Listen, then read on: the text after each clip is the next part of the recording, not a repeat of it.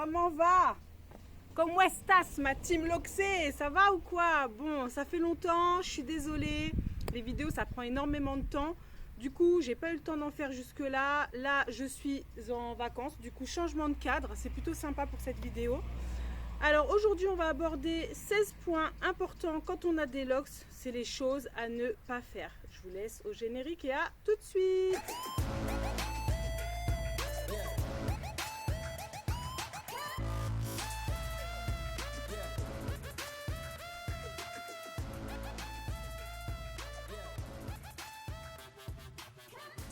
C'est parti pour le premier point.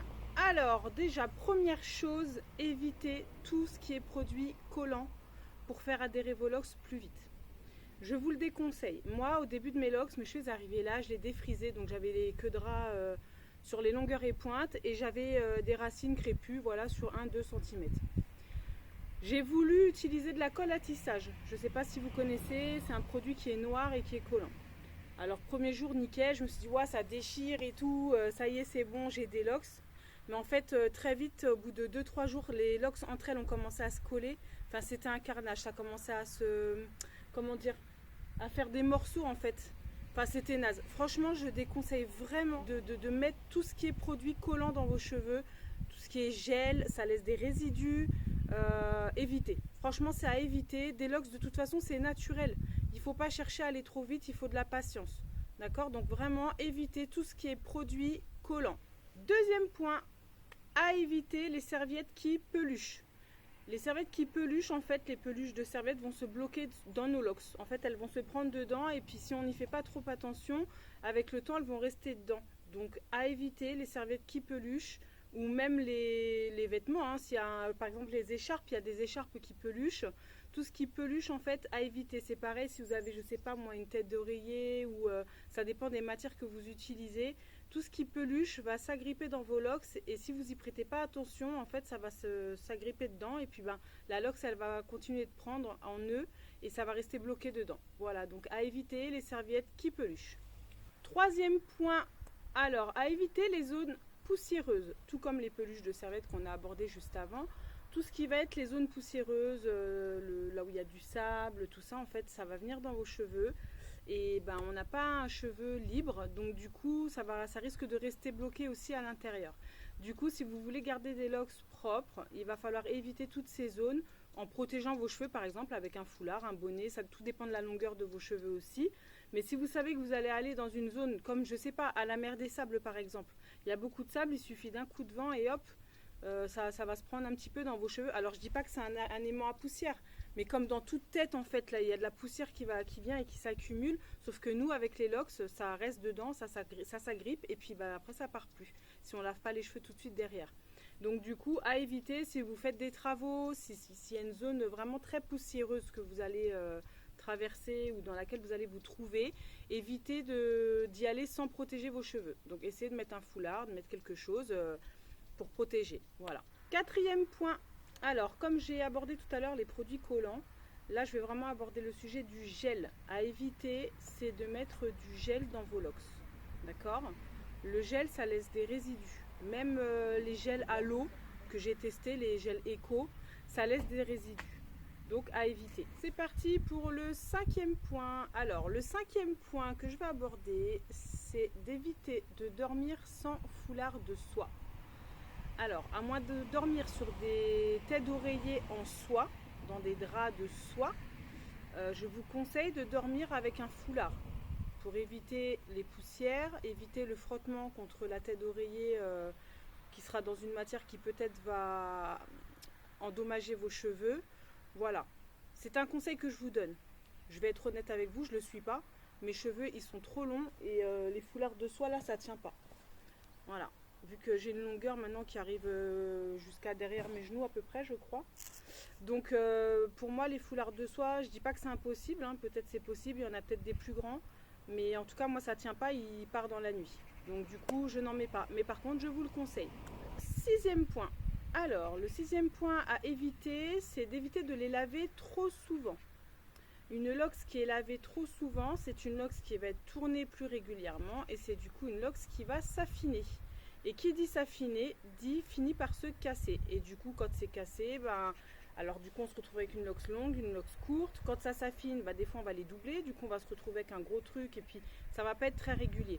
Après, tout dépend de ce que l'on souhaite comme type de lox. Si on veut des lox qui soient régulières, qui sont un peu plus fashion, on évite ce genre de choses.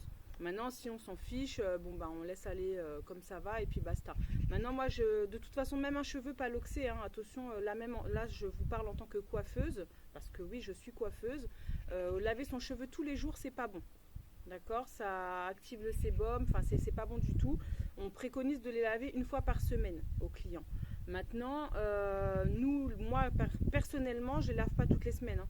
Alors, si jamais j'ai un mariage là et puis un baptême dans 2 semaines, oui, là, je vais les laver peut-être 2 fois parce que je vais vouloir faire telle coupe et puis après telle coupe. Mais ça, c'est des cas exceptionnels. Sinon, franchement, je peux rester 2, 3, 4 mois sans les laver. Hein. Donc, à éviter de les laver trop souvent. Maintenant, chacun sa fréquence. J'ai pas dit de faire comme moi. Il y en a qui ne peuvent pas. Moi, je sais que mon compagnon, il est obligé de se les laver. En plus, par rapport à son boulot, où il travaille quand même des fois dans la poussière, tout ça. Il va devoir se les laver un peu plus souvent. Et puis, de toute façon, il ne supporte pas de les avoir pas lavés aussi longtemps. Donc, chacun sa fréquence. Mais c'est sûr qu'il ne les lave pas non plus toutes les semaines. Maintenant, des fois, ça va être toutes les 2 semaines. Les 3 semaines, en général toutes les 2 semaines il le fait quand même, mais c'est pas mal, ça va. Maintenant, si vous les lavez tous les jours ou tous les 2 jours, une fois sur 2, une fois sur 3, franchement c'est trop, je vous le déconseille. Après, chacun voit ce qui lui convient, mais évitez de les laver trop souvent. Septième point, évitez de les laver et de ne pas les tourner juste derrière. C'est-à-dire qu'à force de faire des lavages sans les tourner, la racine elle va s'en mêler parce que la racine elle n'est pas encore loxée. Les lox c'est des nœuds. Du coup là on va se retrouver avec un nœud global sur la tête, et si vous voulez des lox qui soient bien définis avec des carrés bien définis, à chaque lavage je vous conseille de les tourner.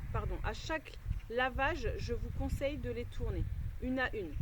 Si vous les lavez une fois, 2 fois, 3 fois, vous les tournez pas, en attendant votre cheveu, la racine elle pousse. Et ce qui va se passer, c'est que la racine, les racines vont s'emmêler entre elles, et du coup vos carrés de lox vont plus être bien définis en fait. Voilà, donc évitez de les laver sans les tourner juste derrière. 8e point, alors évitez de jeter vos lox quand elles se cassent. Oui, vos lox peuvent être réparés au crochet. Alors, ça peut arriver qu'on ait une lox qui tombe pour X ou Y raison, ou qui se casse parce qu'elle s'est affinée. Si vraiment si c'est un petit bout de lox, on s'en fiche. Par contre, si c'est un gros bout de lox, ou voire même une lox complète, surtout ne la jetez pas. C'est réparable. D'accord? C'est réparable. Avec le crochet, on recrochette la lox qui est tombée à la racine restante. Et puis c'est reparti comme en 40. Donc ne jetez pas vos lox. 9e point, évitez des carrés trop petits dans votre départ de lox si vous voulez des lox à peu près comme les miennes. Je me rapproche un peu. Voilà, elles sont quand même, on va dire, assez régulières. Pas trop petites, pas trop fines et pas trop larges, pas trop grosses. Donc on va dire d'une taille moyenne. Si vous voulez des lox comme les miennes, évitez des départs de lox avec des tout petits carrés. Si vous faites ça, vous allez vous retrouver avec des sister locks. Donc c'est des locks qui sont toutes fines et plein de locks. D'accord? Moi je crois que j'en ai à peu près 72, 74 des locks. J'avais déjà compté il y a un moment de ça, je ne sais plus combien j'en ai exactement. Mais voilà, mon conseil c'est d'éviter des tout petits carrés parce que ça va très vite s'affiner, il va falloir très vite les doubler. Donc si vous voulez des locks moyennes, de taille moyenne, faites des gros carrés au départ. Pensez toujours que après ça s'affine, la lox elle s'affine un petit peu avec le temps. Donc partez avec des gros carrés, n'hésitez pas à faire de très gros carrés au départ. Moi c'est ce que j'ai fait. Et du coup après regardez, voilà avec quoi je me retrouve aujourd'hui et j'en suis plutôt contente. Après c'est une question de choix. Le 10e point, évitez le crochet, voire même le bannir, sauf s'il est utilisé correctement.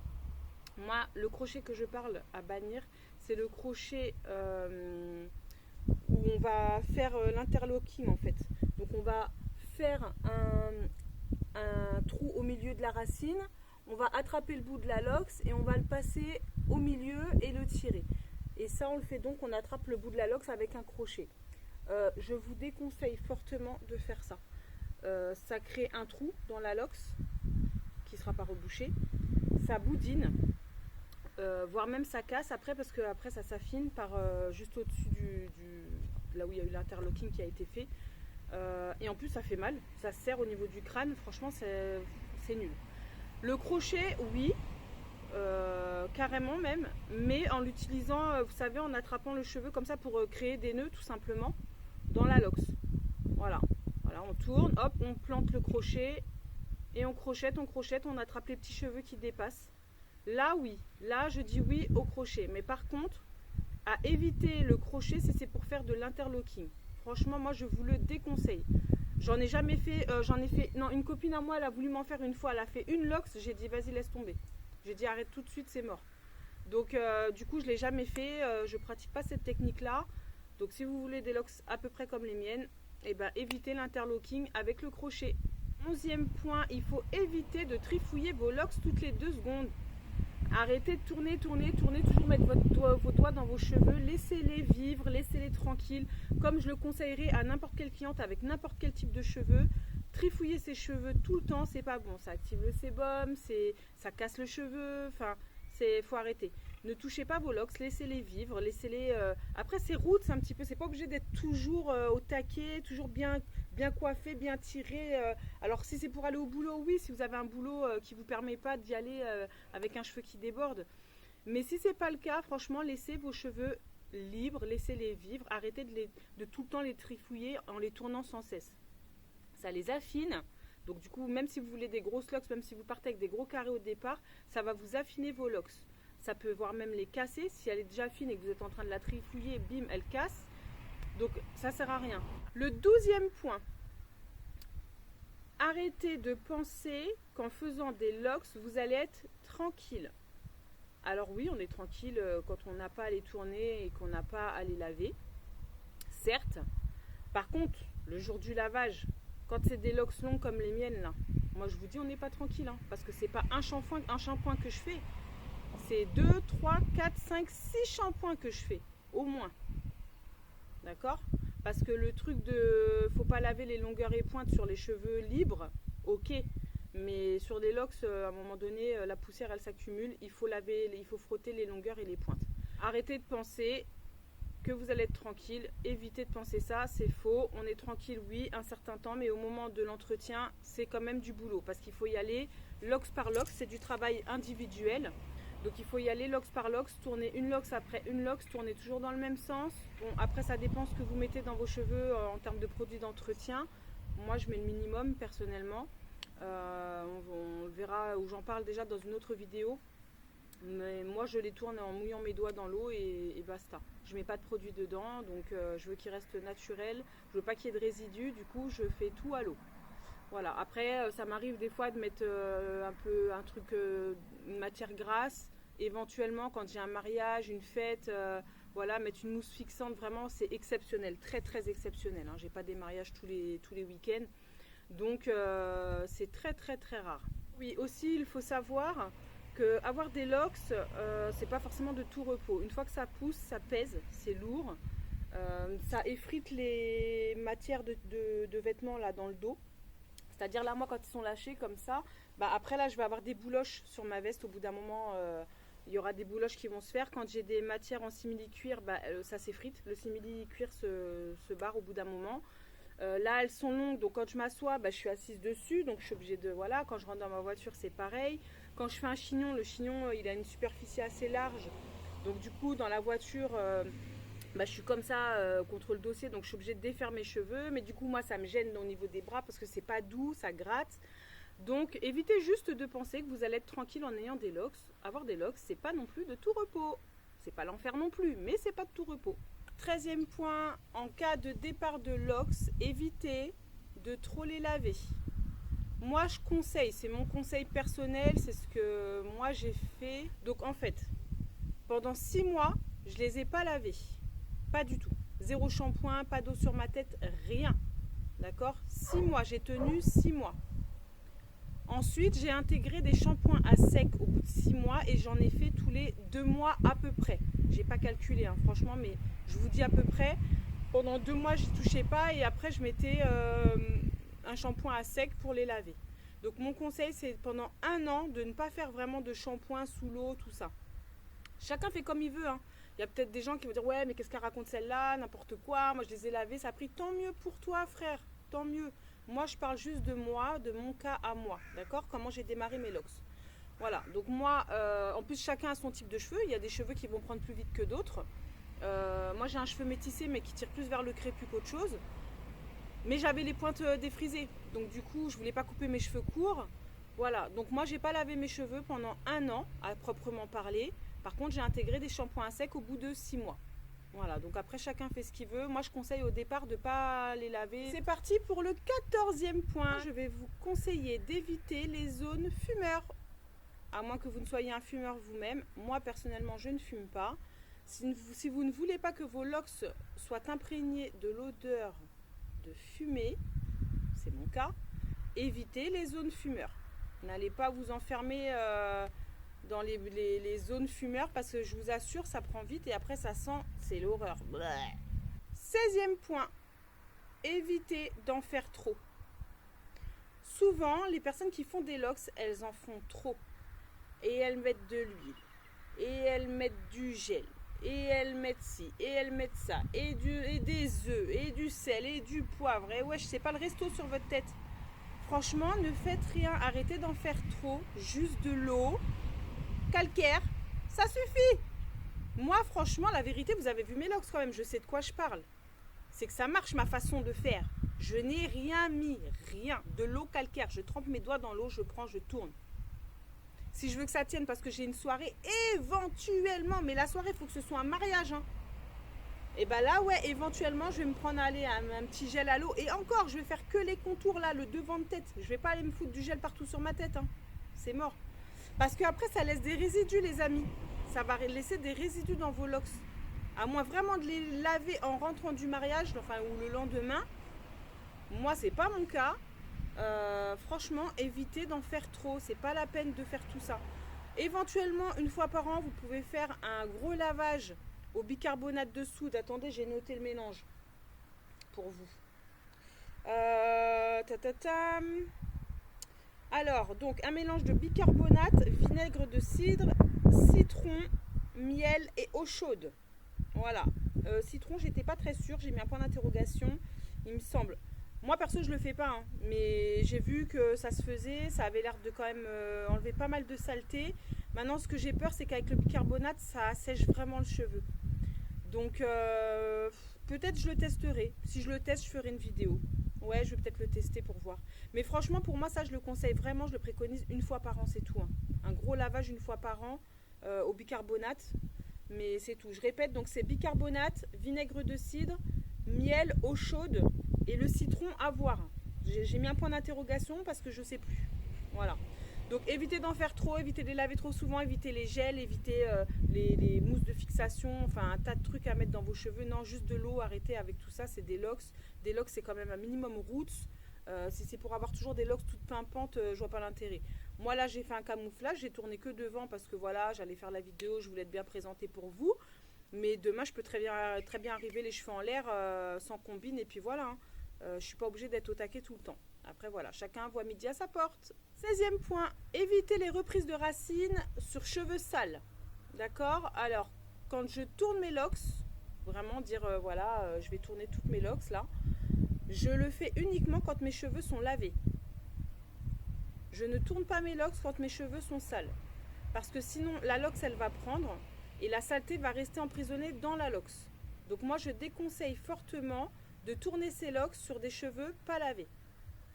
Donc du coup, je fais, comme je vous ai dit, le mode camouflage. J'ai fait une vidéo que vous pouvez retrouver sur ma chaîne de mon camouflage. C'est-à-dire que je tourne les locks que sur le devant de tête.